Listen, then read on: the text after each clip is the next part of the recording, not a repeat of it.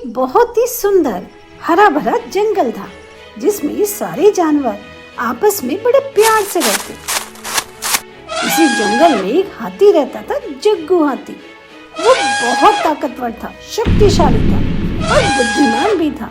इसी वजह से उसे बहुत घमंड था। जग्गू हाथी का एक दोस्त था, चीकू खरगोश, जो बहुत बुद्धिमान था। वो हमेशा जग्गू को समझाता कि इतना घमंड भी अच्छा नहीं है, क्योंकि कभी न कभी सबको किसी की मदद की जरूरत पड़ती ही है।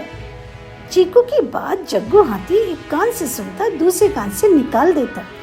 एक बार जंगल में कुछ शिकारी आए जो बड़ी ही चालाकी से जाल बिछा कर जंगल के जानवरों को पकड़ रहे थे।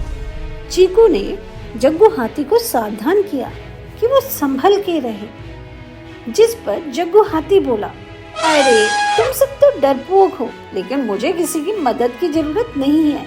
मैं इस शिकारी को अकेले ही हरा दूंगा। जग्गू हाथी शिकारी से लड़ने के लिए आगे बढ़ा, लेकिन शिकारी बहुत चालाक था। उसने जग्गू के लिए बहुत बड़ा जाल पहले से ही फैला रखा था। जैसे ही जग्गू हाथी शिकारी के पास पहुंचा, वो उस जाल में फंस गया।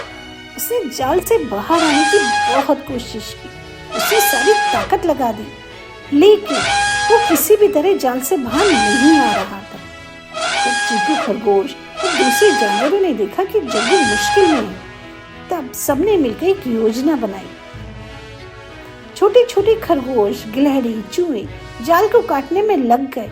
पेड़ से बंदर शिकारी के ऊपर पत्थर फेंकने लगे, जिससे कि शिकारी इधर-उधर भागने लगे। जल्दी से ही सारे जानवरों ने जाल को काट दिया और जग्गू हाथी अब आजाद था। जग्गू हाथी को अपनी गलती का एहसास हो गया था। सारे जानवरों से माफी मांगी और बोला, मुझे अपनी ताकत पर बहुत घमंड था।